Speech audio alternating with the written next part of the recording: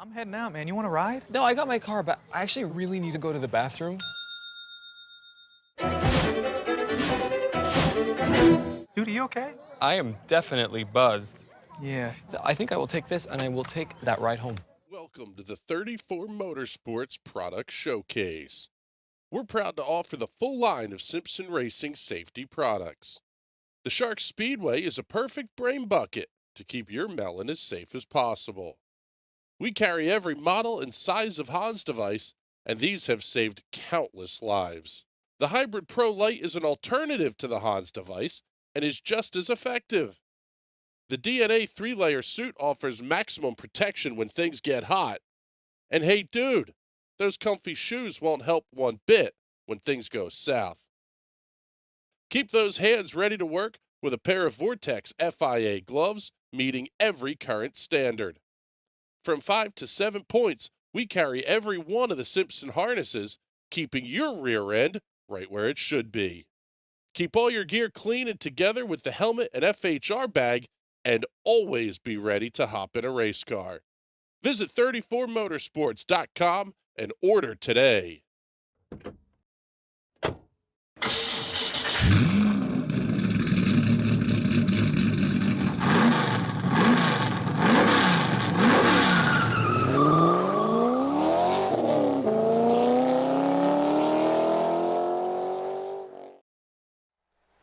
Good evening, ladies and gentlemen, and welcome to another night of live iRacing action here on the National Racing Network.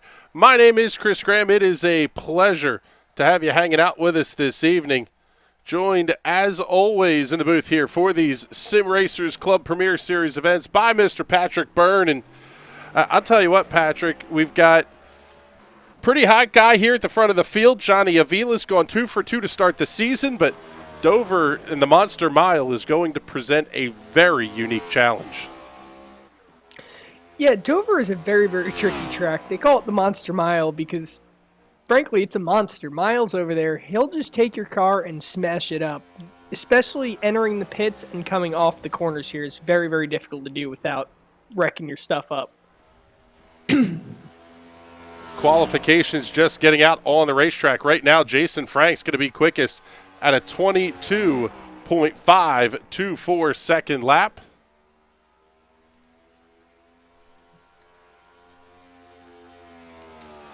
$159.830. Now Tyler Seville heading to the top of the charts. 22.377 seconds. 160.879 miles per hour for Tyler Seville. He's going to be your third place driver in points entering tonight's racing action. Second in points. Only 18 back of points leader Johnny Avila. Kevin Stonewell Worsler, 20 back of the leader, 21 back to Tony Patton. The whole top 5, I mean, it's still early in the season here, Patrick, but everybody's really going to have a pretty good shot at this one. Yeah, I mean, it's a points battle. I haven't looked much at the points, so I don't know exactly where everyone is in that top 5 running order. But early in the season, it's really time to get your stuff going. If you're down on points right now, you still can make it up. There's plenty of time. Yeah, it's really one of those that it's more a game of don't screw up, don't make the mistakes. These fields are not the deepest that we've ever seen. I mean, we're talking about a 14-car entry list here for tonight's race. It really is important to be consistently up front then. It's not like you have a 43-car field that you're going to get a mulligan at some point in the season. You've really got to show up week in and week out. Yeah, and these are the top drivers of the Sim Racers Club. Each one of these guys was picked and selected, came up through the truck series, and made their way up to this series. So each of these guys has a shot to win. They're all talented guys. It's just going to be who's the most consistent, who constantly finished out front. We've had Johnny Avila win both races of the season so far. If he can make it 3 for 3 tonight, I mean, that would just set him even farther ahead of the competition. Where were you saying he was on points? Avila currently sitting first in points, sitting on 92, and he's got an 18-point lead over Joseph Seville. but he's going to have some work, over Tyler Seville. Good Lord. Avila's going to have some work to do tonight, though. 22.635, the lap time for Johnny Avila. He's 0.3 off the pace and currently 9th on the speed charts, as we see Tony Patton coming to a stop after putting in a 10th place run. Pick up the 41 of Tim Knott as he makes his way out onto the racetrack to start his qualification attempt. Troy Haight moving up to second quick, 22.465 seconds, 160.249 miles per hour. Down to just 2 cars remaining to qualify. It'll be Tim Knott and John Eckhart. And then we will be set to go green flag racing.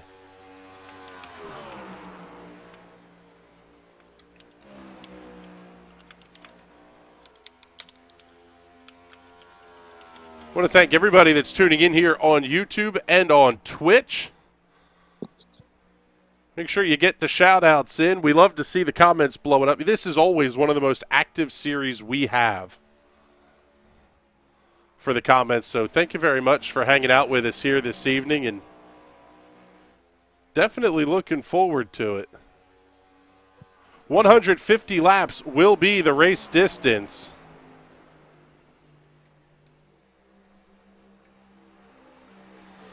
A.J. Digby up into the 3rd position at a 22.467. That's 160.235 miles per hour. Will Worsler going to be 4th on the speed charts, 22.490, 160.071 miles per hour. Michael Whiting currently 5th on the board, 22.516 seconds, 159.886 miles per hour.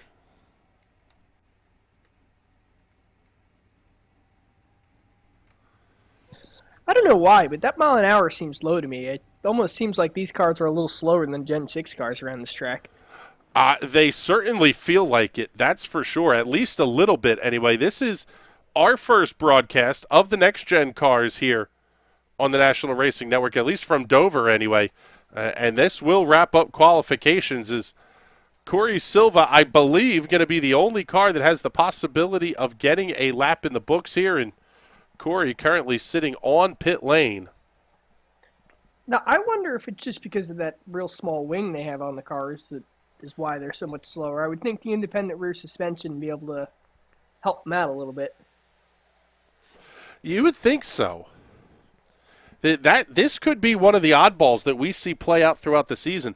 The drivers will have 3 sets of tires available to them in the box. However, with a fuel run of 89 to 94 laps, this is going to be one and a splash, not even one and a splash. This could be a one-stop race. However, the kind of flip side of that coin is you got 3 sets of tires in the box, you're going to want to use them. Yes, this track absolutely eats tires. Miles the Monster, that's what he eats breakfast, lunch, and dinner. He'll eat tires, and he'll have a car for dessert. So these guys are really, really going to want to preserve those tires, keep an extra set handy in the box. If we get a late caution, a couple laps ago, or even a green-white checker, these guys are going to want to take that extra set and be able to go out there and run some hot laps. Yeah, I mean, we're seeing the potential that you could make this race with a pit stop anywhere as late as lap 56 to lap 61 is kind of what the numbers look like. If you choose to make that run, however, the flip side of the coin is you can also go the other direction and say we're going to go all the way out to 89. On the fuel run anyway, you have to stop between 56 and 94 is kind of what it looks like. I have a feeling we're going to see cars stopping early in that fuel window for tires.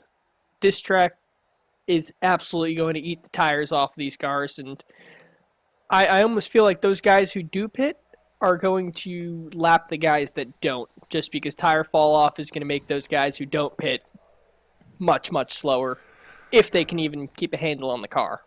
It really is one of those where, is it worth the one-stop strategy if you're going to lose so much time on the tires, especially if somebody tries the big undercut and they come in at that mid to late 50s kind of window, they can really force everybody else's hand at that point.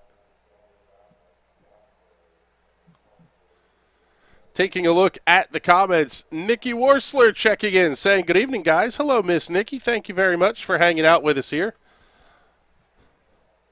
Appreciate you blowing up the comments every week. That is absolutely fantastic. Down to the last 40 seconds that are remaining to tick off the clock here in qualifications, and we'll be ready to give you the starting grid for tonight's Sim Racers Club Premier Series event from the Monster Mile.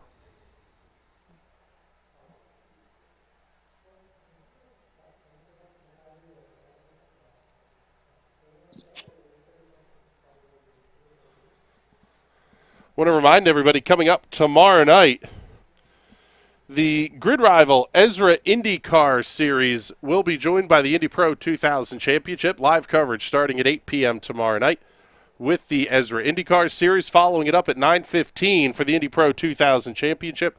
Monday night, the Silver Crown's going to head off to Phoenix, the 2008 configuration of Phoenix International Raceway.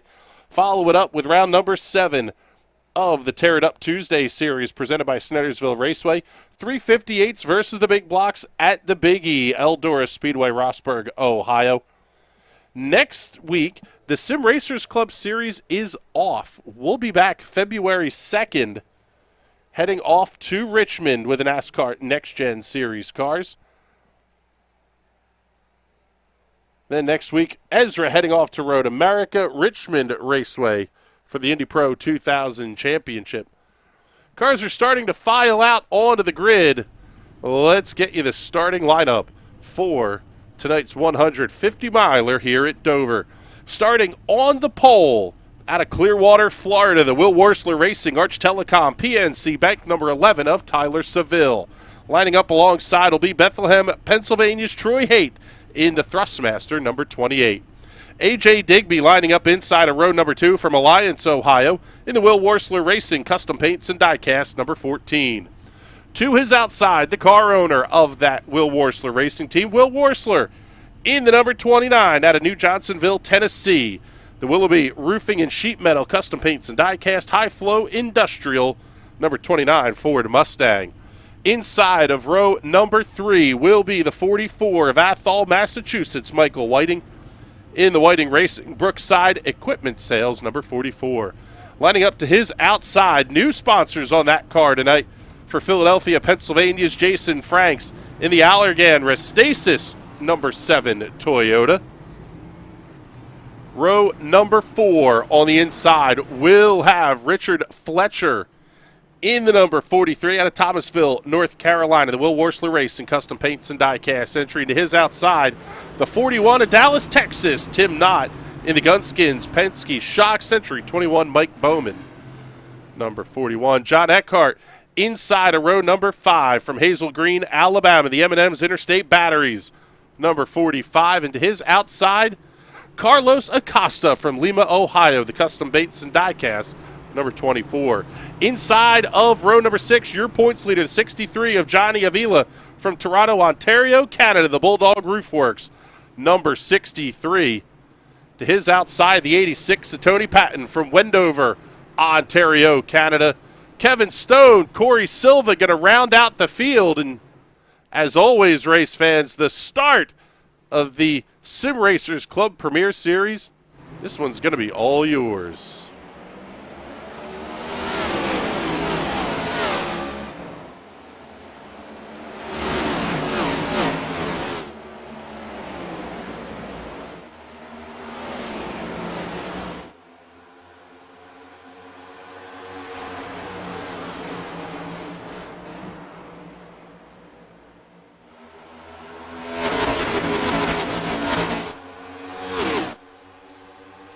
One lap very quickly in the books, and it'll be Tyler Seville getting out to an early lead over A.J. Digby, Troy Haight, Will Worsler, and Michael Whiting, your top 5.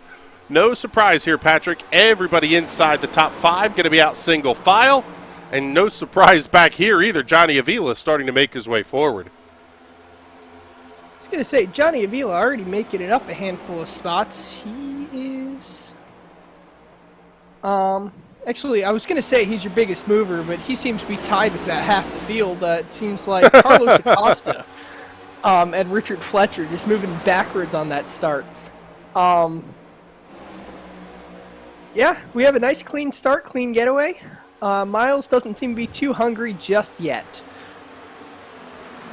Yeah, this is a time to settle in and really not go completely ballistic, as we see Kevin Stone getting to the inside of Richard Fletcher. He's going to bring the 94, Corey Silva, with him. Down the back straightaway. This is one of those places they call a self-cleaning racetrack. When you have an incident, you're going to end up down at the inside wall. The problem is you can't necessarily shoot for where the smoke is. That's usually the rule. Shoot for where they are, and by the time you get there, they won't be there anymore. That's not always the case here at Dover. A lot of times that momentum carries you up towards the outside wall before it dumps you back to the inside. Yeah, that's what makes this track so treacherous, because someone will lose it right in front of you, and they'll shoot up high and immediately bounce back low. And if you're coming up to that car, there's no guessing where there's going to be. It's either you just close your eyes, pray to whatever God you believe in, and hope you make it out to the other side, or you're going off on the tow truck. Ooh, almost a little bit of contact there. 7 of Jason Franks looks really strong mid-corner. We see Michael Whiting having to peek to the inside on Will Worsler.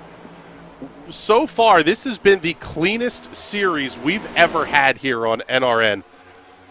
2 races, 1 caution for a total of 3 laps as Johnny Avila making another move here, this time on John Eckhart into 3 and 4. That really plays into these guys' calculations a little bit, that you know you're probably not going to get a ton of caution flags to either work fuel mileage, save your tires. You've really got to be good from the drop of the green flag. Yeah, not having a lot of cautions is fantastic for those guys who are good at strategy, good at doing quick math off the top of their head. You can't rely on your skill on the restarts and passing cars quickly. You really have to save your stuff, and it makes for a really fun race for a driver when you know how to race like that. Avila still hanging out to the inside of Tim Knott's number 41. Just ahead, Jason Franks, Mike Whiting battling for the 5th position. Will Worsler just ahead of them, but that's allowed the top 3 to really break away here. Tyler Seville, AJ Digby, Troy Haight, almost 1 second over this pack of cars forming up just back behind them.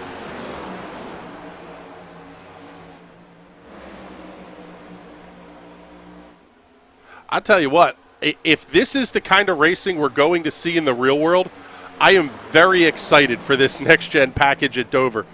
We did not see a ton of lap after lap side-by-side racing at Dover. At least it hasn't been the hallmark. More kind of Bristol, bump and run, get inside, take advantage of the momentum type of racing.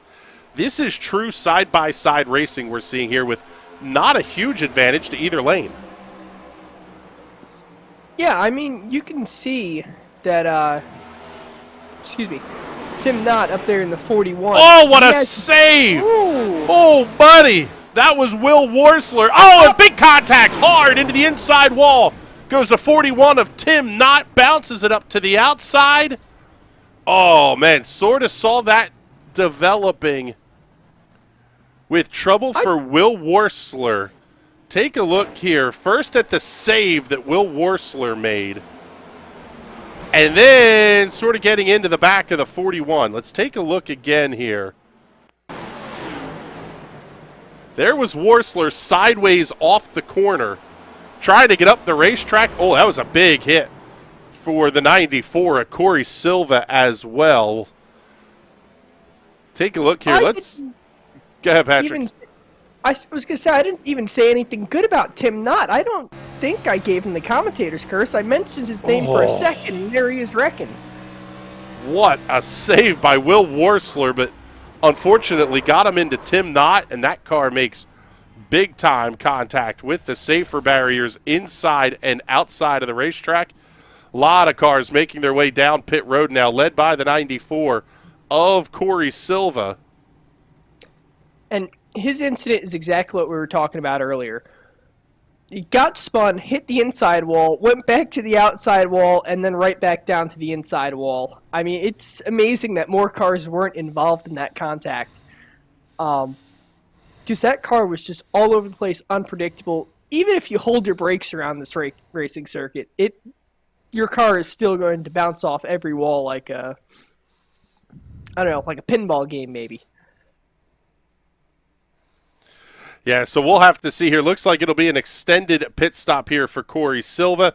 Tony Patton on pit lane. Also, that car, big time damage on the right-hand side. And there's Tim Knotts, absolutely junked, number 41. Tough break there for those cars. The interesting thing here now, Patrick, is that we're only 13 laps or so into this race. Well, the pit stop's occurring at lap number 13. It doesn't get you to the end, but it gets you very, very close, that really you can sort of manage where you want the rest of the race to go from here. If you're a guy like Richard Smith, Richard Fletcher, Carlos Acosta, they don't have any damage.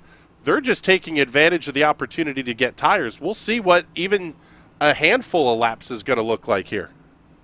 I still think it's a little too early to get tires. I would want to wear some more rubber off them and take tires when everyone else is slower. Because you take tires too early, like now, I would think. I don't know what these guys are doing. But if you take tires now, 13 laps from now, you're going to be on an even playing field with them. So I think it's just a handful of laps too early, but we'll see if they can make their way up the field. Well, yeah, it's going to. How much of an undercut is too big of an undercut to try? That's going to be the one to watch. Lights are out on the iRacing safety truck, so we'll come back to green here at lap number 16. 4 laps under the caution flag. It will be Tyler Seville, A.J. Digby on the front row, Jason Franks, Troy Haight on row number 2, row 3, Johnny Avila, and Mike Whiting. Green flag back in the air. It is a fantastic restart for Tyler Seville. He'll get the early jump down into turn 1. Digby and Franks side by side for second. Didn't take Johnny Avila long. He gets around Jason Franks. Avila, easily the hard charger of the race, up 8 spots to run in third. And he's going to be coming after A.J. Digby here in just a hot minute.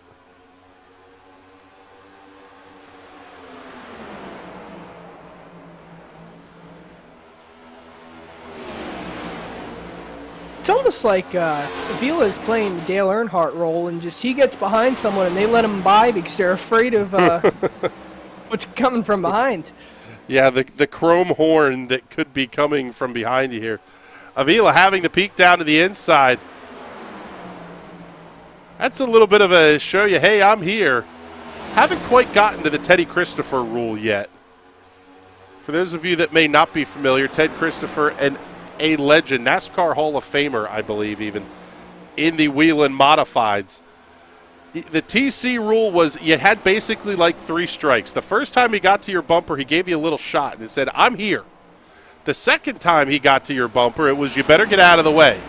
The third time, there wasn't even a spin. You were going straight into the fence for not getting out of his way. Maybe we'll see a little bit of that here later on in this race. In all reality here, Patrick, just too early for any of that kind of stuff. I mean, we're even seeing the gaps start to open up towards the back of the field. You just got to get in to save the car and really try not to do anything crazy. Yes, this track especially, it plays out a lot like Bristol. I always consider this track a big Bristol. They're both concrete. This one's just literally twice the size. The only difference between this track and Bristol is aerodynamics matter here. You can take off a front clip at Bristol and still be fast.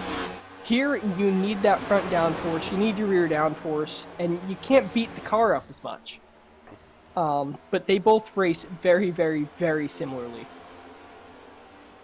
Carlos Acosta coming around Will Worsler. It looks like Richard Fletcher is going to get by 2 here. This is the battle towards the back of the pack, 10th, 11th, and 12th on the racetrack right now as we slide back up towards the front, get Jason Franks. He's running that middle lane here against the 28 of Troy Haight. You almost wonder, could we see that super high line start to come into play later as these tires wear down?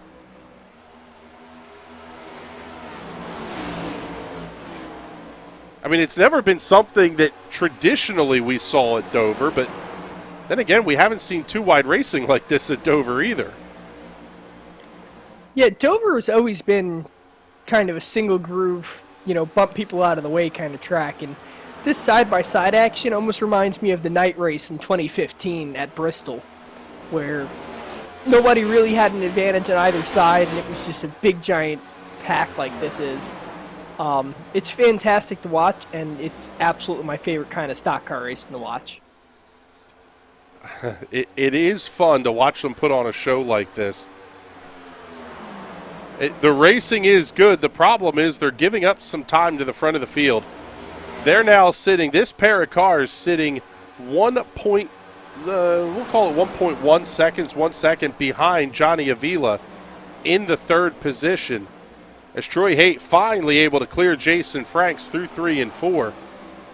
You wonder now, if they get in line and stay that way, are they going to be able to draft their way forward to the front? We saw the huge runs at Daytona these cars were getting. Could we see the draft come into play even here at Dover? I think you might be able to see a little bit of it. However, I don't see anyone closing up any huge gaps. Troy Haight, he does look like he's pulling away and running away a little bit from this pack here. So maybe he's getting a little bit off the front cars, and these guys in the back are just going to keep building that gap up because they're running side by side once more. Take a look at the weather conditions presented by our friends at the Weather Center.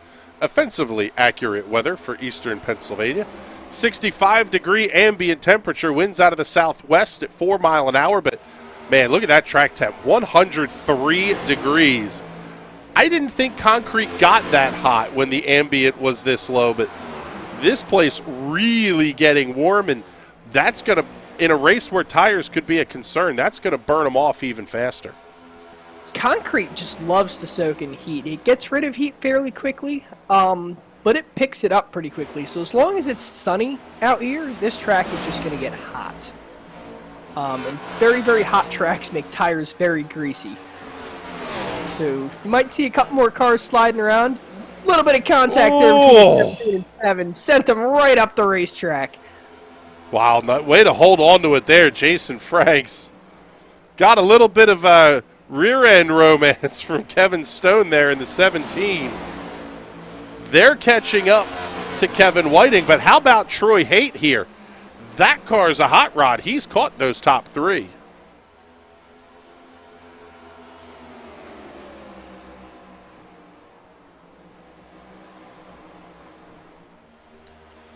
Fastest lap of the race thus far belongs to Johnny Avila. 22.603 seconds, 159.271 miles per hour. It's almost comical to say that things seem slow when you're talking about an average lap speed of right about 160 miles an hour. Yeah, I mean, that's incredibly fast. I still think it's slower than the Gen 6 car, but I only think that's because they have to lift a lot more for the turns. Down the straightaways, they got to be going just as fast, if not quicker. I believe this new car is lighter, it slips through the air a lot better, and I think they have more horsepower with these cars.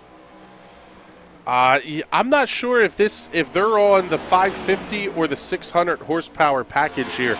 I know we haven't gotten the update yet since NASCAR released the official specs for this season. I would imagine that will be coming in the next week or so, or next couple of weeks anyway, before the season gets kicked off. But how about Troy Haight having the big move here on Johnny Avila into 1? Yep, he said, hello, I'm here and I want the lead. He's going to keep making his way up to the front. I wouldn't be surprised if he has a couple laps led in the books. Yeah, the question becomes, is he burning the tires off too quickly on that number 28, trying to get back up to the front of the field? Not a lot of rationale in pushing real hard, at least not yet anyway, as we're still about 20 or so laps from the possible pit windows opening. That's a good point you bring up, and that's something we're going to have to watch here. If he makes his way to the lead, maybe these guys are just going to say, okay, you can get up there. And when his tires fall off, they're just going to pass him like he's just standing still on this racetrack. So maybe we're seeing a case of short-term gains, but not seeing the end goal. The other part of this is that caution flag that came out likely to extend the pit window. I would say probably 2 laps, maybe 3 laps. It's not gonna make a huge difference in terms of how long they can go, but definitely something that these drivers are going to be keeping in the back of their head here. Could we see another caution? Now all of a sudden you're talking about extending the pit windows out maybe to lap 100 if we get another yellow here. I don't think these guys are going to want these tires on this car for that long. You got the 3 sets in the box. They're burning a hole in your pocket. You want those tires on the car. You want fresh tires, and you want this thing to drive like it did at the start of this race. I mean, we're almost 40 laps in. These things got to be handling like a dump truck. Yeah, and especially if you start to think about it, you get to lap, if you wanted to use the tires fairly evenly, you really only got to make them last for 50 or so laps. Get the caution to time out right, and, well, we may be seeing it here as Troy Haight starting to go backwards a little bit, and the gap's definitely opening up here at the front of the field.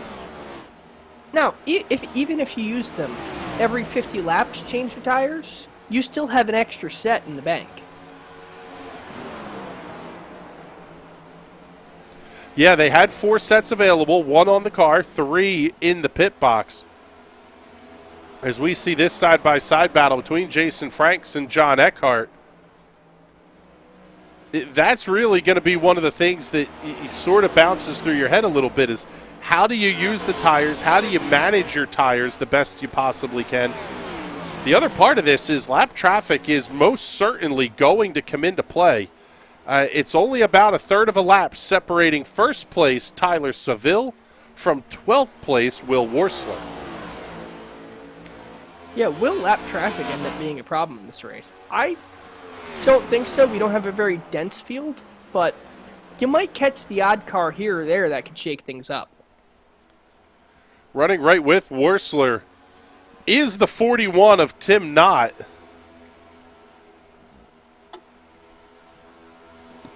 Knott spending 11 minutes and 33 seconds on pit road.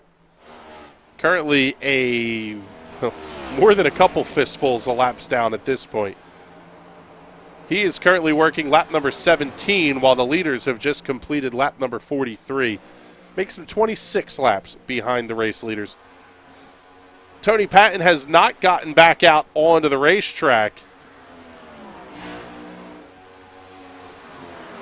Neither has Corey Silva. Silva is out of the car and I believe out of the session as well. Tony Patton still sitting on pit road, so we'll see how long the pit stop work is going to take there. But here comes Johnny Avila having to move inside of A.J. Digby into 1. Easily completes the pass off at 2.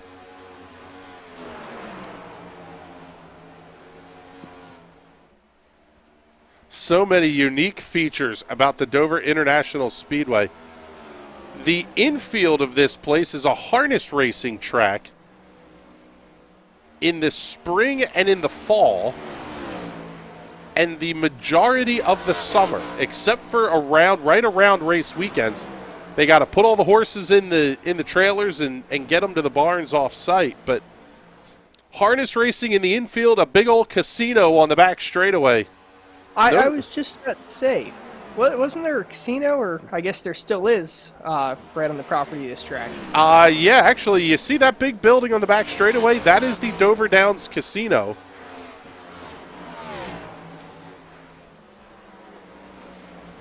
Now, I think it'd be a little silly, but I think we should see it one of these days. this big horse race around the big 1 mile track. I mean, right near where I live is Belmont. They have the Belmont Stakes. That's a mile track. We know these horses can run a mile, but I'm just curious if they can do it on the banking, and I think it'd be fun to see. Well, yeah, they do harness racing at Dover, which is the jockey is not on the horse. He's on the little carriage on the back. Oh, with the wooden wheels. That'd be even more fantastic. Those things would slide around here on the concrete. Oh, my goodness. PETA, please don't call us. Coming around to put lap number 50 on the board, Tyler Seville leading Johnny Avila by a third of a second. AJ Digby holding on to third, but he is 1 1/4 seconds back of your race leader. Then it is multi-second gap separating Troy Haight, Mike Whiting, and Jason Franks. Next closest battle on the racetrack, Kevin Stone and John Eckhart, but they're not even as close as this fight for the lead is. So for right now, we'll stay here at the front of the field. Get your comments and questions in here on YouTube, by the way. Nikki Worsler checking in with some love for the Will Worsler Racing entries.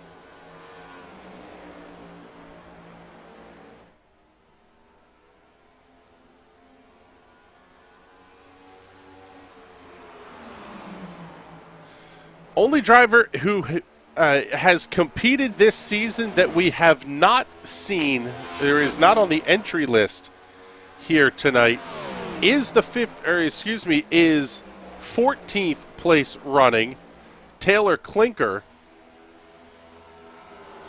Klinker 39 points behind points leader Johnny Avila.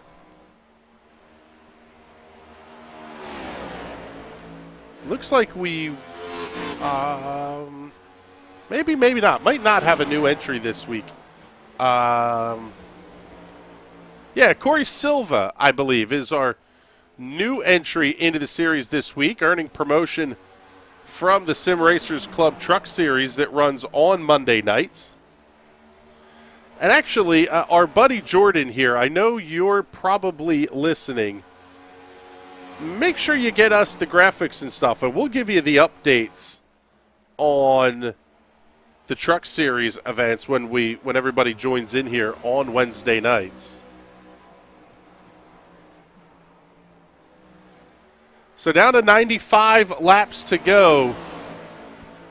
Well, 95 and a half at this point anyway. Very close to that pit window opening where these drivers will be able to make it to the end of the race. The other big question that we were seeing the drivers talking about in the pre-race discussions we were having was trying to get on and off of pit road. That is going to be a huge issue for these drivers. Patrick, I mean, we were hearing on the brakes on the back straightaway and still not being able to get the car woed up. Yeah, this track has an obnoxiously slow pit lane speed. I believe it's 35 miles an hour here. It might be 40. Yep, 35 mile an hour. 35 mile an hour. I mean, it's obnoxiously slow for a track of this size. And trying to get one of these cars bowed down and making it down to that treacherous pit entrance, it's very similar to Darlington, to where it's in the middle of the corner and you got to swing the car down really, really low. It's a challenge, and I wouldn't be surprised if we see a little bit of an attenuator party by someone. It happens every race at Dover I've ever been in. Oh, man, big tank slapper there for Johnny Avila. Oh, yeah. You could tell he's really pushing that car. They were talking about a lot of left rear tire wear. It's really odd to me, but that means that this car really, really just wants to slide around on you. It might be due to the independent rear suspension these things got. But I wouldn't be surprised. We saw another little tank slapper there. I wouldn't be surprised if we're going to see a lot more of those until these guys start coming into the pits for tires. Yeah, let's take a look here and go on board with Johnny Avila.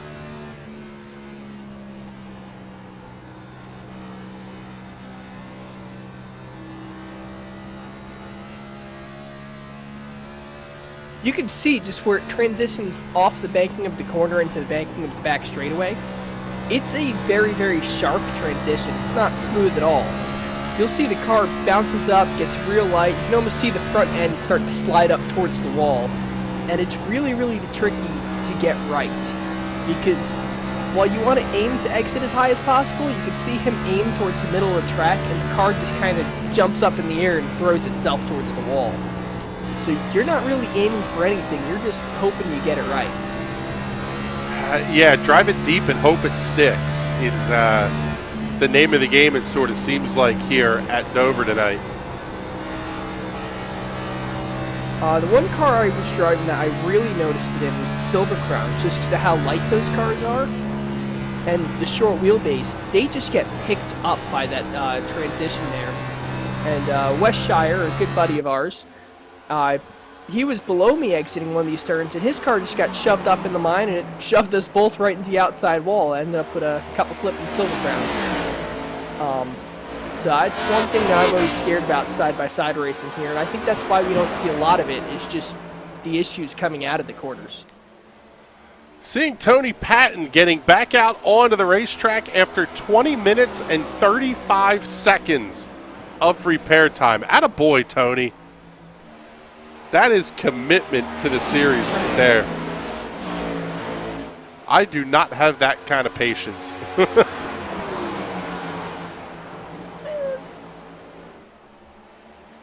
It's a labor of love. Maybe he's going out there and hoping a couple other cars have some issues during the race and he can make it up. Well, that's it. I mean, it's only 50 laps down. Yeah, 50 laps down for Corey Silva. Tony Patton is 48 laps down. Tim Knott, 25 laps down. If somebody has an issue getting onto pit road, that's another spot you're going to make up. There's not the caution clock or any of that kind of stuff that they deal with in the real world. It's more of just wait out what iRacing says your repair time is and hope you don't pull it into the pits and the crew chief goes, too much, we're done. Yeah, and especially with the small grid that we have here tonight, all he needs is 3 cars in front of him to have an issue that ends their race. And he's made his way into the top 10. So I don't see any reason why he wouldn't come back on track, even if he's just running slow laps, goes a couple more laps down, just lets everyone by. You're still out there and you're still at least trying to get more points. Yeah, you get time to grab a snack, maybe a beverage of choice. Take a look here. Recommend that before driving, but it could be a water, it could be a nice cold something other than a brewski, but anyway, following this battle, Kevin Stone, Will Worsler, moving on. Oh man, what a slide by Kevin Stone off the corner. Good Lord, these guys are fighting these race cars right now. Yeah, I'm loving how loose these cars are getting. The real-life cars are anything like these. I know we keep saying this, but I am really excited for NASCAR this season. I stepped away from being a NASCAR fan a little bit the last couple of years. I still tune in and watch, but I don't follow it as closely, kind of leave it on as background noise. I might be into actually sitting down and watching an entire race this season, because these cars look absolutely fun to watch, fun to drive, and when the drivers have a fun-to-drive car, they put on a great show. That's it. Off-throttle time is my big thing with racing series, especially the more spec they get. The more off-throttle time, the better. We've seen it in the Indy cars at Indianapolis. There were several years where they were absolutely flat out all the way around the entire way through the run, the tire and fuel run.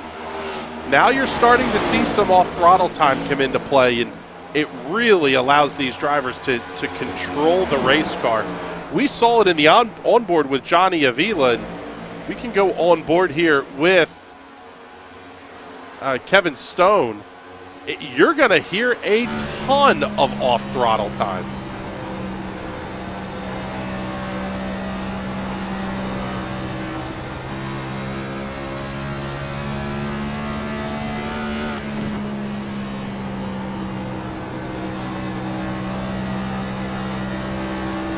That car is fully to the midpoint of turns 3 and 4 before he's back on the throttle.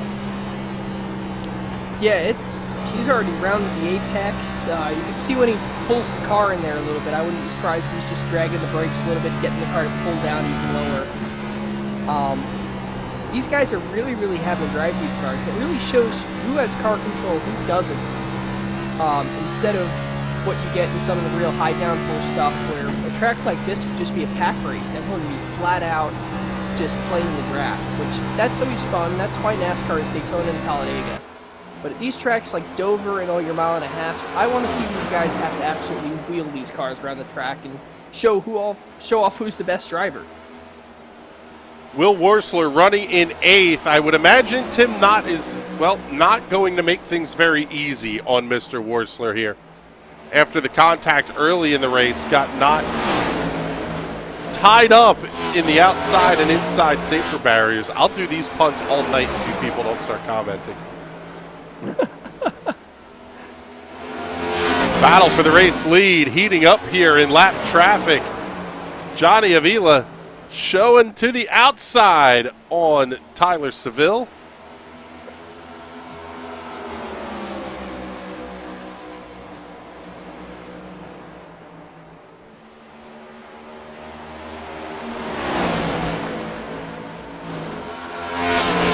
Fastest lap last time by amongst the leaders, AJ Digby, 23.835 seconds. That is a full second and 2/10 off of the fastest lap of the race. It still belongs to Johnny Avila. We're seeing the effects that tire wear is having.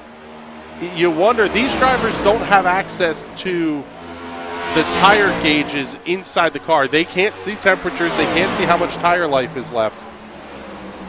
Until you get the meatball, you really don't know what you have because nobody has done a 75-lap run in practice. Yeah, I mean, really, you're just looking at your lap times. I believe these new cars on the digital dash show your lap times out there. It's amazing.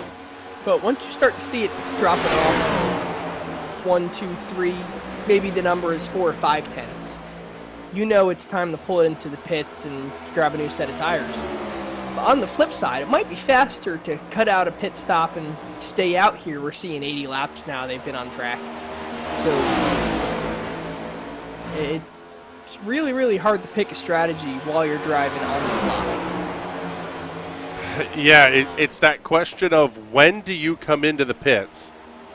That's the biggest question you have is, are you willing to give up the time early in the run or even earlier than your competitors, knowing you're going to have the advantage of fresher rubber? Here's the first answer. Troy Haight coming down pit lane this time. He will be the first of our leaders to get on pit lane. Johnny Avila trying to take the lead, and I believe he's done it. Well, still fighting side by side with Tyler Seville. And it looks like they have Digby and Franks right behind them. Yes, they do. Digby. Well, no, Digby is 2 seconds back. They do have the 23 of Richard Smith back behind. Smith stopped at lap number 75 to get his first change of tires. And you can see these guys are absolutely holding him up at this point. Oh, yeah, you can't. Thought he was 3 wide. You can't take advantage of those new tires. The leaders are right there in front of you, slowing you down. I mean, you're just burning up that fresh rubber trying to get around him. But he's going to shoot out to the high side. Maybe he can get something done on top. And they're going to sit side by side now. How many laps is this going to drag on for?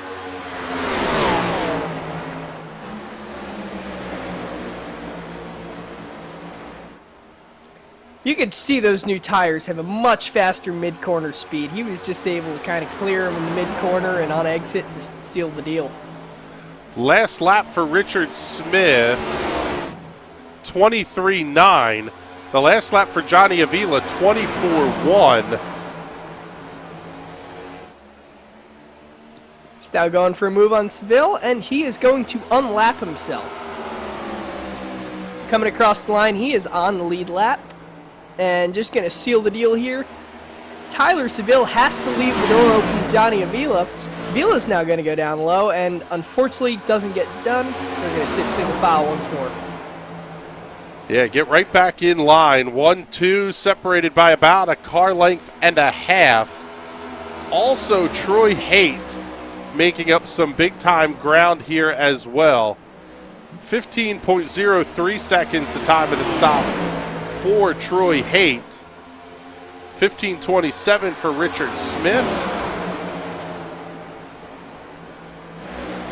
This really starts to beg the question, when are you coming down pit road? Little bit more accurate look here. Richard Smith's last lap time, 22:78. How about 23:8 for Johnny Avila that last time? He is a full second faster. And we're getting to a point where you can have fresher tires later in the run. The problem is you're not going to have the laps to benefit from them. Yeah. Well, one thing I was just looking at is really how neither side has a huge advantage, whether you're on the low side or the high side. It's like you can almost clear the car in front on the bottom, and then the car on the high side gets such a run off the corner that you're back side by side re-entering the corner. The low side has a slight advantage, but not enough to that I would say it's dominant, which is really, really fun to watch.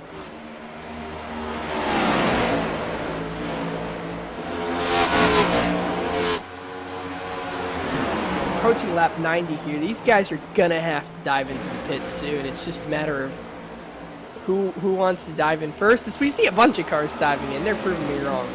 Yeah, Jason Franks, Michael Whiting making their way down the pit lane. That is 9th and 10th on the racetrack. We're going to stick right here with the battle for the lead. Oh, and yellow flag is out. Caution flag number 1 is out on the race course, and it's trouble for Will Worsler. Get you a look at the replay here. Worsler way down to the inside. Got that car loose, slides it up into the safer barrier. Absolutely going to bring out the caution flag. Almost looked like Worsler's issue was just trying to get down onto pit lane.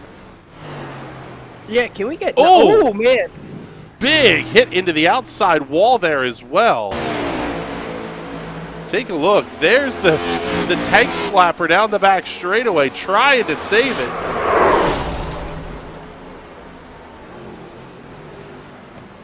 Worsler comes to a stop.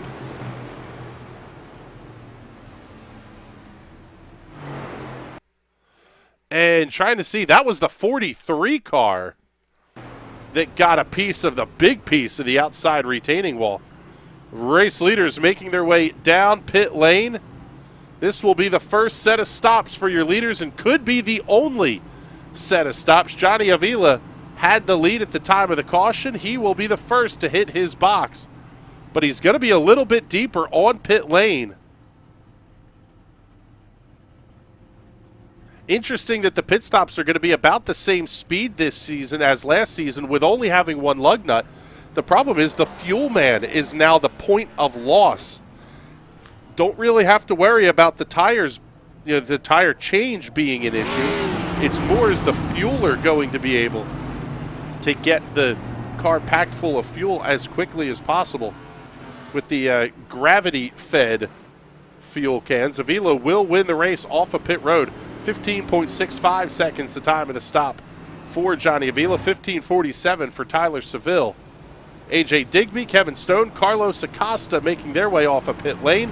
Trouble for John Eckhart. He is still stationary on pit lane.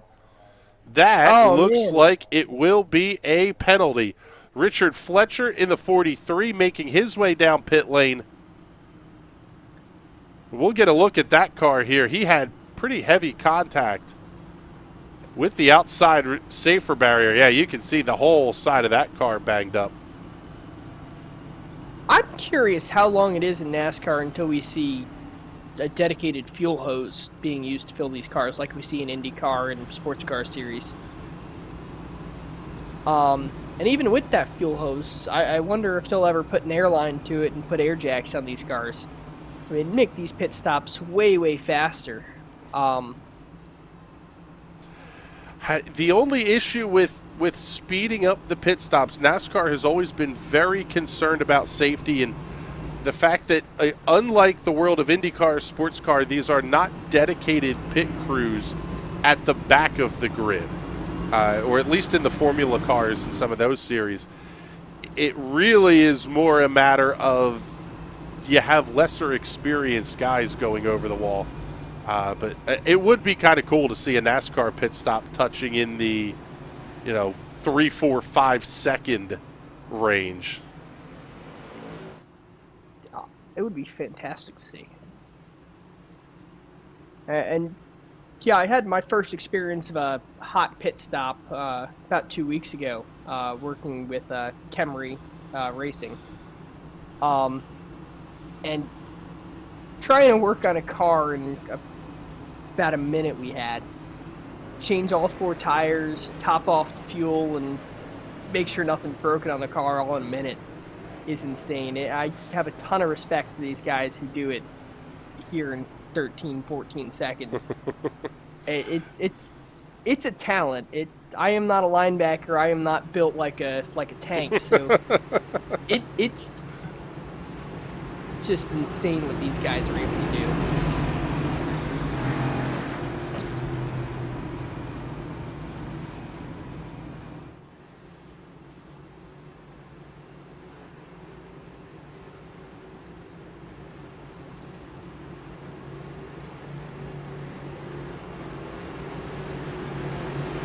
Field is doubled up. They've gotten the 1 to go signal. The interesting thing here, it looks like, we'll have to see, but I believe Will Worsler is not on the racetrack right now. There is a 2-strike rule that I believe race control will tell you to park it if that possibly comes into play here. Green flag back in the air at lap number 96. We went 80 straight laps without a caution flag. Will we see it again? Cars all packed up back in the pack here. Jason Franks, Troy Haight, Michael Whiting, Richard Smith, they're all being scored a lap down because of the pit stops. Bouncing it off the wall is the 45 of John Eckhardt. I'll tell you what here, Patrick. We are down to 6 cars on the lead lap because of the timing of that caution flag in this cycle of pit stops. Yeah, it was real unfortunate for those guys who had just happened to pit a lap or so before the caution came out. We see Johnny Avila taking a huge lead against AJ Digby. Yeah, it's up to 0.4 of a second. Digby and Seville going to battle almost nose to tail. Call it 2.5 car lengths as they get off at turn number 4. Pretty decent sized gap. Oh, big slap of the outside wall for Carlos Acosta. Forget Darlington. They're putting Dover stripes on the outside of these race cars. And that's something, it may not give you a meatball, but it will, or at least could, give you required repairs if you choose to come in again.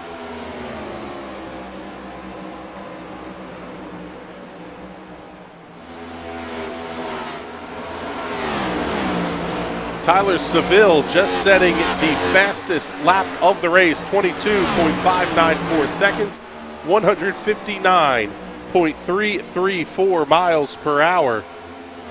Yeah, he is trying really hard to catch up to those guys up front. Now Johnny Avila goes fastest lap, 22.522. How good are fresh tires? How about a second and a quarter per lap? I almost want to say these guys are burning up their stuff, though. They need to settle down, dial it in, give it another 20 laps or so, and then you have the last 30 laps to burn your stuff up. It's just way too early in this final run to be the way. You know what? You went 80 laps. you've only got 48 to go now, this time by the start-finish line. If you felt comfortable with it after 50 laps, maybe this is a chance to push a little bit. Problem is, it can feel comfortable and you can be perfectly fine with the way the car is driving, and it's going to be a second slower. And, you know, a tenth or two slower, you can manage that. You can block your way and keep your way in the lead. But if you're a second slower, those guys are going to get you on the mid-corner.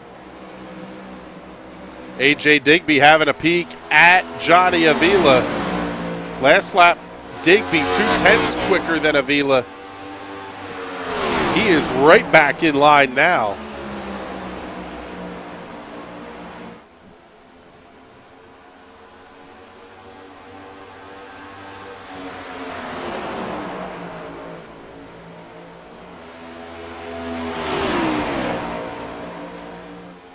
Take a look here and see if we can get Will Worsler available here out of the infield care center. Currently seeing his mic muted. We'll see if Will is able to unmute himself. Maybe we can get a quick interview with him. Will not having a very good night here. Not what he wanted to see, entering the night 4th in points. Top 3 staying nose to tail. Another good battle shaping up here. Carlos Acosta and Kevin Stone. That 17 machine, again, looks very, very quick on corner exit.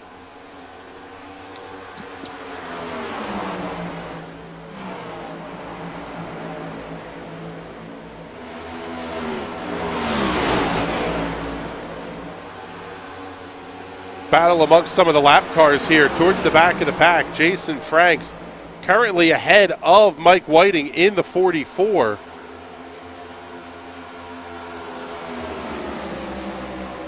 Looks like Will Worsler's ready to speak from the infield care center. I was going to say, looks like we have Will Worsler available out of the infield care center here. And Will, not the way you wanted the night to go. Tell us what happened out there.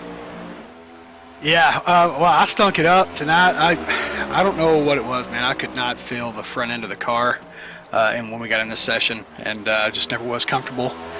Turns out they have an infield don't care center. It didn't matter that I wasn't any good tonight. You know, I really hate that I'm messing people up. Really hate that I brought out a caution and changed the outlook of the race and who was on lead lap and all that. But you know, stuff like it happens. Happened to me before. Tough. Yeah. It's a tough break. Obviously, now you're going to have a week off to really get after things. What are your thoughts here as we head into the next part of the schedule, looking at Auto Club next week, and then we have the week off, followed by Richmond, Vegas, Pocono. What are you thinking here? Well, just from the few races we had, you can't really tell about about any car on a plate track like Daytona. But between the B car at Atlanta and then this car tonight, I'm hearting the B car. And I hate the next gen, and I'm really looking forward to next week. And I may take a vacation the week after. I don't know. We'll see. I'm going to have to do some work in this next gen car, man. It's tough on me. Some people get it and I don't, and it's just how it is. And we'll see what happens. All right, well, thank you very much for checking in with us here out of the infield Don't Care Center. We may need a sponsor name attached to that one here. Butters the Squirrel? Possibly. We could possibly have a Weather Center tie-in for that one. Top 3 still staying nose to tail here. Johnny Avila, AJ Digby, Tyler Seville. Not a lot of love here from Nikki Worsler in the comments here after that last incident, by the way. What the heck, Will?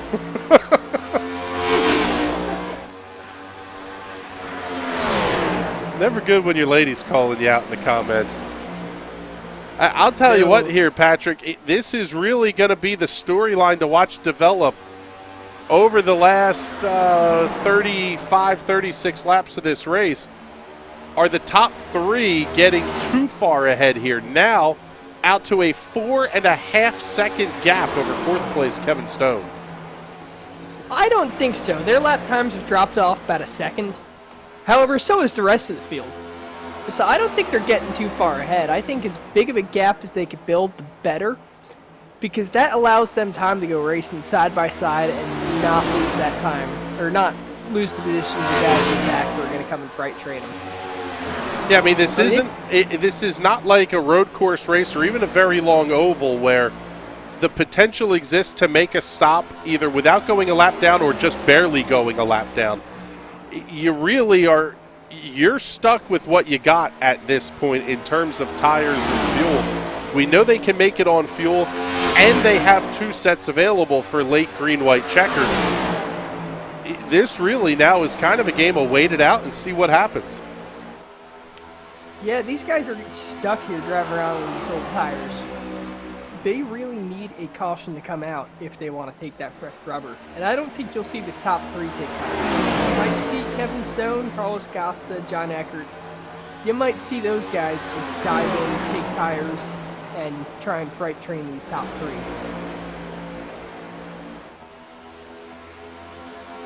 3. This track is weird in that you can value the track position, and it is valuable, but at the same time, if you're back there, it's even better to just take the tires, and you can make your way up. This is a very driver-oriented track, and tires love driver-oriented tracks. Taking a look here at the series rulebook, it'll be interesting to see how this may be applied, but basically, strikes are issued for at-fault cautions. And if you have 2 active strikes, you get a suspension. At least you get a race off anyway. There is also the caveat that if you sit out an event, it's going to automatically clear a strike. So it'll be interesting to see what Will Worsler may need to do here if those sections of the rulebook come into play. A little bit lighter field may not be as tightly enforced, but not a good shot here when you're picking up 2 of those in one race. Yeah, I mean, he was talking about taking a vacation. And if it's at a track that he doesn't like, in a car he doesn't like, I would say go ahead and take it, clear that strike off your name, and everything will be all right. Yeah, basically set yourself up for the late run. I mean, you obviously can't give up the points, but better than earning a demotion back to the Truck Series or something along those lines. Following along with this second battle on the track here, and it is Jason Franks and Mike Whiting. This is the battle for 8th and 9th.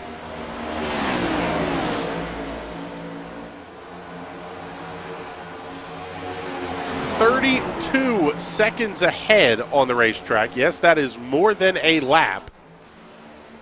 We have this battle still raging at the front of the field.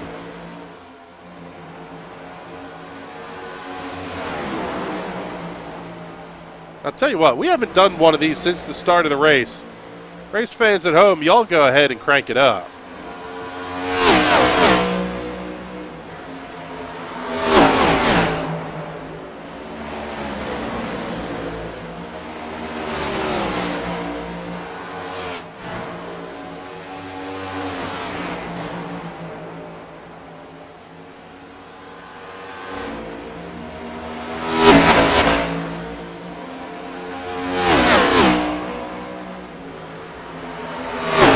Down to 25 laps to go here at Dover International Speedway, the newest member of the Speedway Motorsports family, with this purchase recently closing.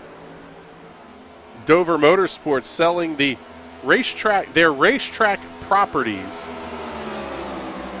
to SMI, putting both Nashville Super Speedway and Dover under the control of SMI.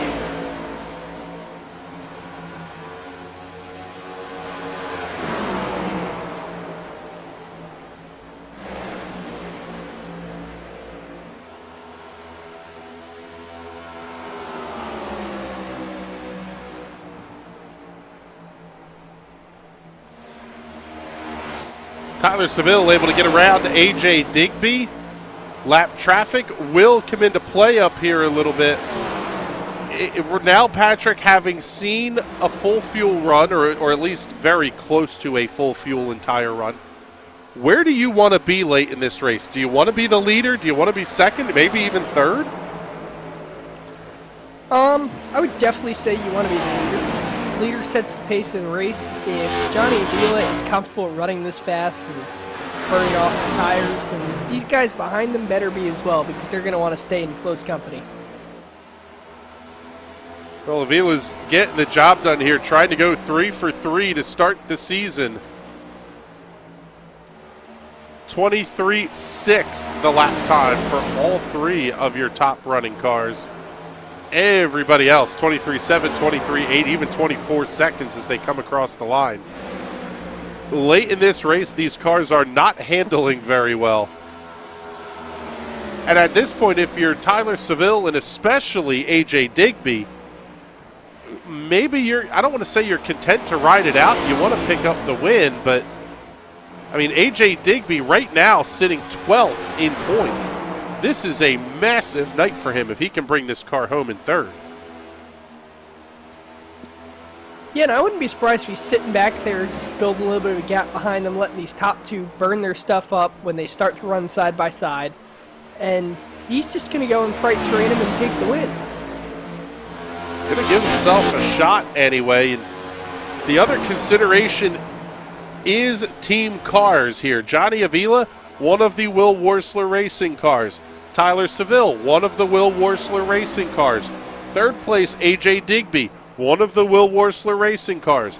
They swept the top three 1 week ago.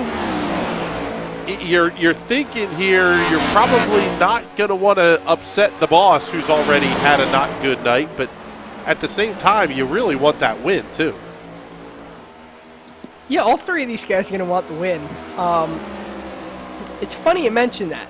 When you're racing on a team like this, there's only one rule, and it's don't wreck your teammates.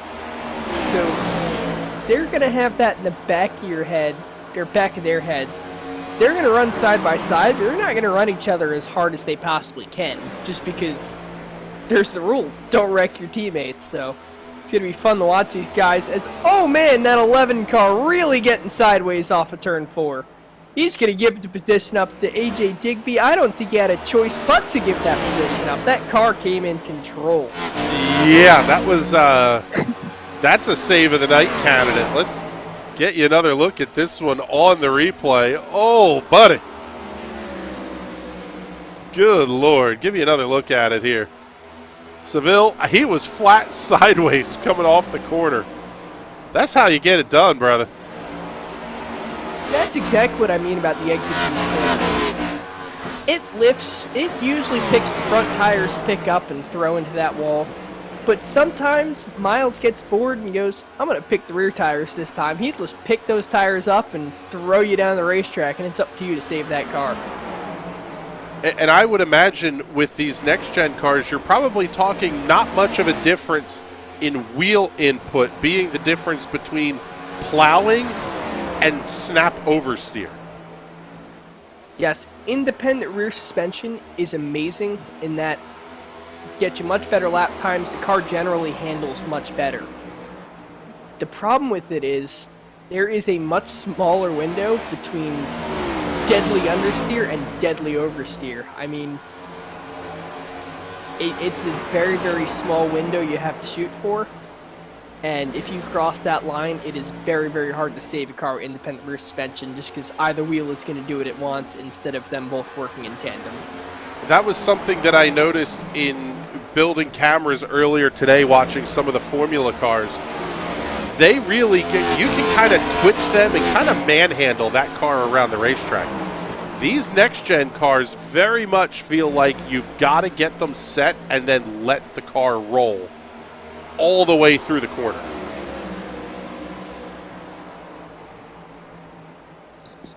Yeah, they, with the independent rear suspension, should be much, much faster. Each wheel is able to dynamically work its way around the track, especially at tracks with dynamic banking. It's going to be a huge, huge help to them. But it is very, very hard to get right, and it's very hard to save a car once it starts to get sideways. Taking a look here, Tyler Seville finally getting around the lap car of Richard Smith. You wonder, I mean, obviously it's a fixed setup race, so these drivers are all running the same thing. It really comes down to adapting your driving style to the car, but you wonder if Seville hasn't burned off a little bit more than what Johnny Avila and AJ Digby have here at the front of the field, because he's falling back. He's 9/10 of a second back at Digby, 1.4 back of race leader Avila. That's a lot of ground to make up here in just a handful of laps to go. And he looks to be running about a tenth or two slower than those guys in front. Actually, yeah, he is definitely running about 2/10 slower than those guys in front. So it's going to be very difficult for him to make up that time.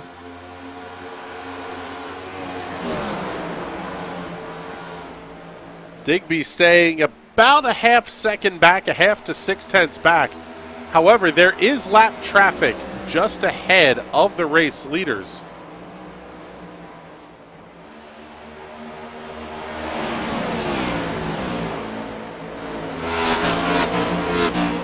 One of those cars, the 43 of Richard Fletcher, currently running 11th. He will get himself cleared out of the way. The 86 of Tony Patton also out of the way here. We talked about Tony Patton spending 20 minutes on pit road. Well, because he came back out on the racetrack, he was able to get around Will Worsler.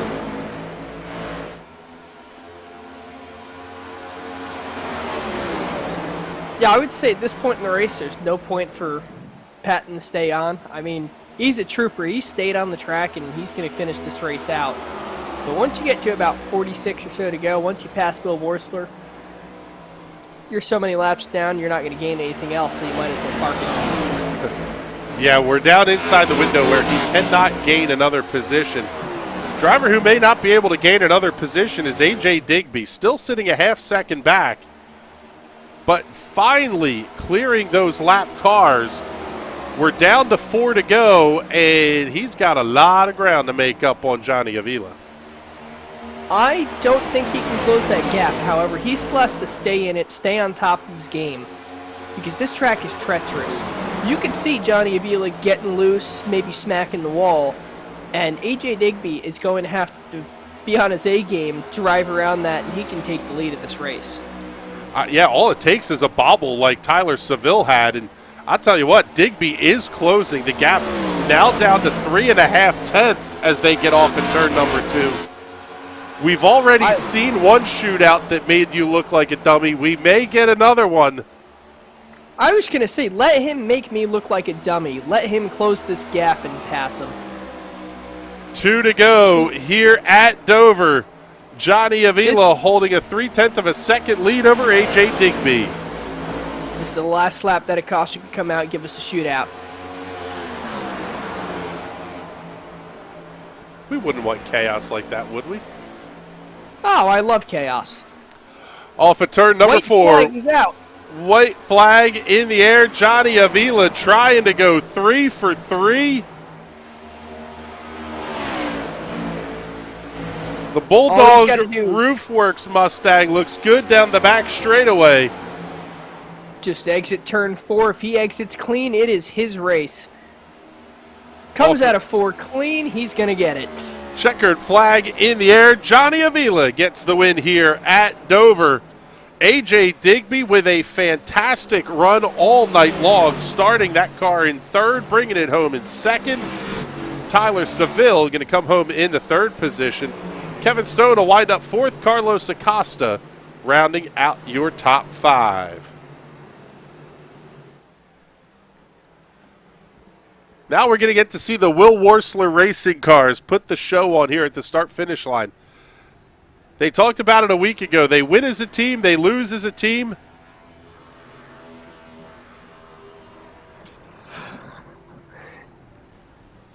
Making contact. Joining on the celebration a little bit. Making one of the lap cars pick up a little bit of damage there late. Let's get you your final race results here from Dover before we get to our victory lane interviews. Johnny Avila getting the win by 0.4 of a second over A.J. Digby. Tyler Seville coming home third. Kevin Stone, Carlos Acosta round out your top 5. John Eckhart, Troy Haight, Jason Franks, Mike Whiting, and Richard Smith complete the top 10. Richard Fletcher, Tim Knott, Tony Patton, Will Worsler, and Corey Silva completing tonight's field.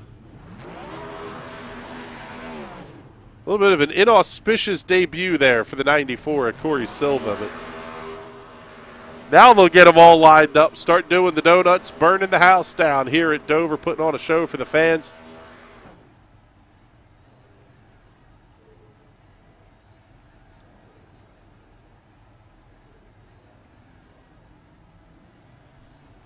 Getting our victory lane interviews ready to go here, and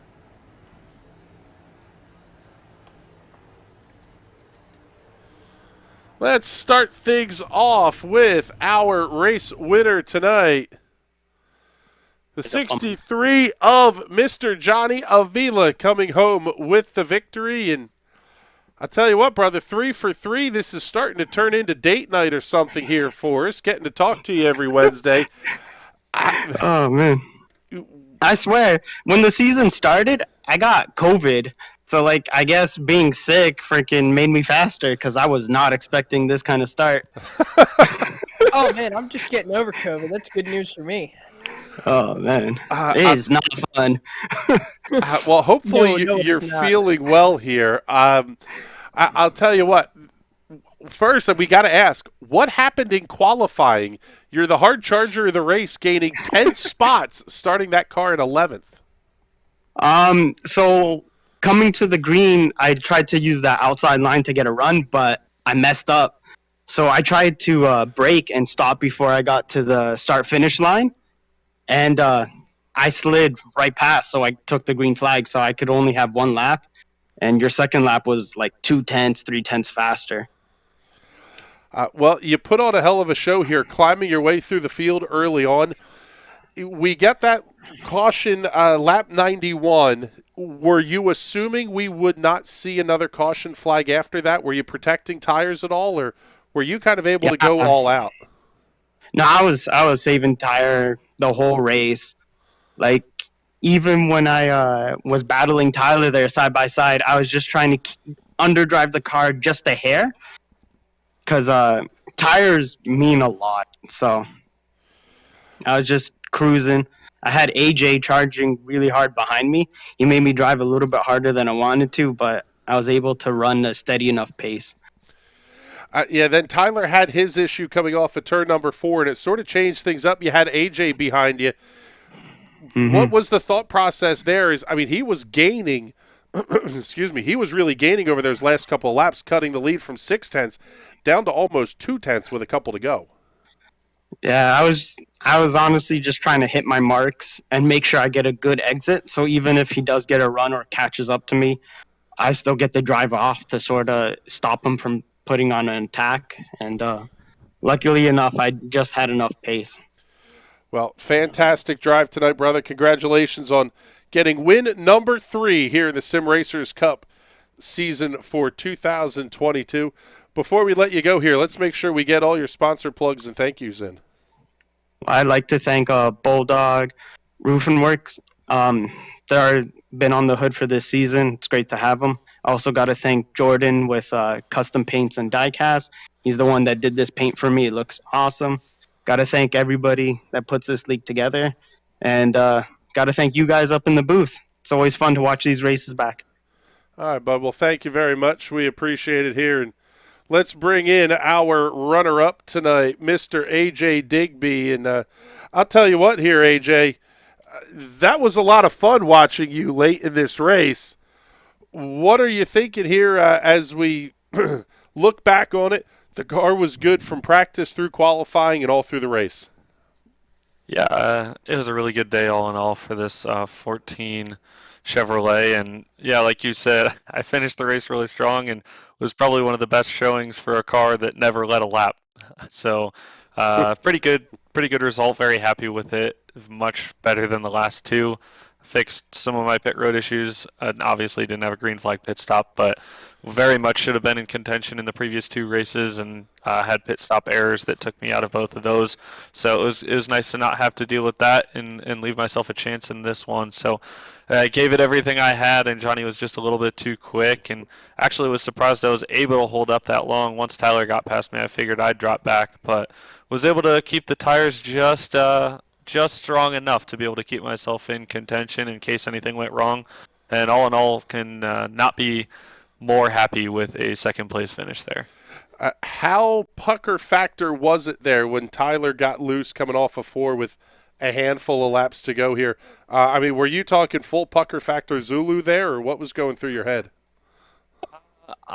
To be quite honest, it wasn't really that bad. I think because I've raced with Tyler for so long, we've been teammates for a year and almost a half now, and I've raced with him for about 2 years now. So I kind of know his car capabilities, and he was loose, but I knew that he could save it and he could keep that thing straight. And once he did save it, and I knew that he would also leave room to not just cut back right up in front. So drove it into one pretty hard to make sure that I could get by. But then once I was through, it was just trying to focus on keeping myself from doing that same exact thing, because it was loose. It felt like you were driving a dirt track out there, basically running right on that right rear.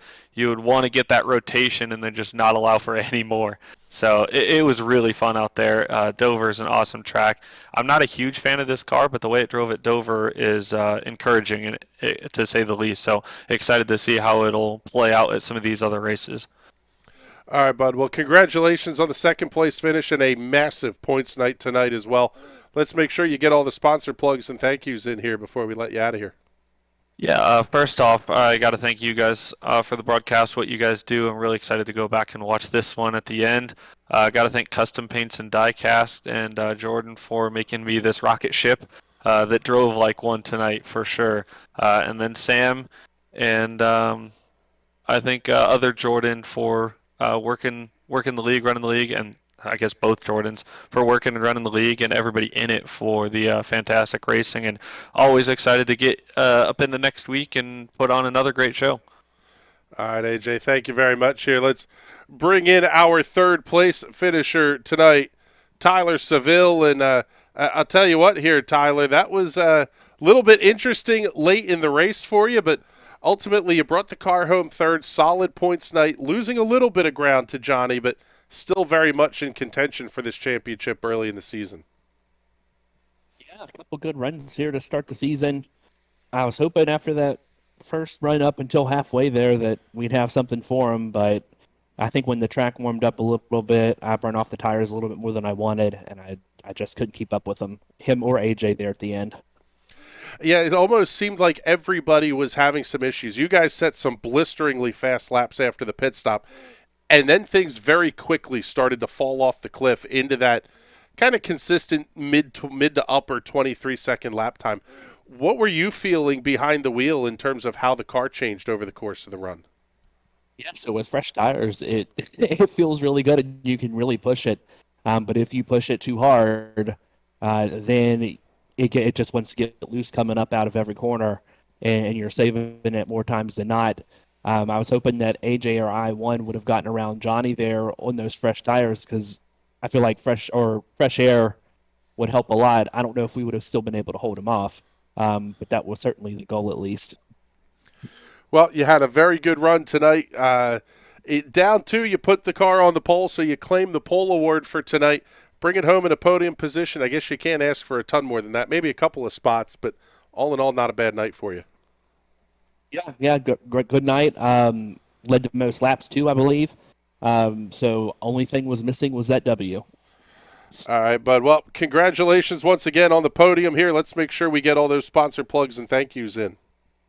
Yeah, got to thank Arch Telecom for sponsoring me for this season, and then shout out to all my teammates. We all had a pretty good run. Will and Richard had a couple issues there, but congrats on Johnny to the win, and looking forward to next week. All right, bud. Well, thank you very much for hanging out and checking in with us here. And I'll tell you what, Patrick, we had a lot of fun here tonight. That race was it was the strategy game that we kind of thought things were going to turn into. Ultimately, Johnny Avila picking up his 3rd win of the season over A.J. Digby and Tyler Seville. At this point, I guess now looking ahead to next week, we bring the NASCAR Xfinity Series cars back here. So everything we thought we knew tonight, you throw it right out the window. We're taking the Xfinity cars to Auto Club Speedway. Big, wide, fast draft fest. Yes, and those cars are always fantastic at Auto Club. However, now they have the low downforce package. And I believe we might see another race like tonight where these guys have to preserve those tires. They're going to want to get loose at Auto Club. Not a lot of banking over there. Big, fast track, but same time, very, very flat track. Yeah. So it'll be really fun to watch them. Yep, 100 laps coming up next week at the Auto Club Speedway for the Sim Racers Club Premier Series. Coming up tomorrow night on the National Racing Network, the Grid Rival Ezra IndyCar Series and the Indy Pro 2000 Championship. Coming back on Monday night, the Silver Crown Series heading off to Phoenix Raceway. Tuesday night, 358s versus the Big Blocks at the Big E Eldora Speedway. And then we'll see you 1 week from tonight for the Sim Racers Club Premier Series from Auto Club. For Patrick Byrne and everybody here at the National Racing Network, my name is Chris Graham. It's been a pleasure to have you hanging out with us. We look forward to talking to you all soon. Have a good night, everybody.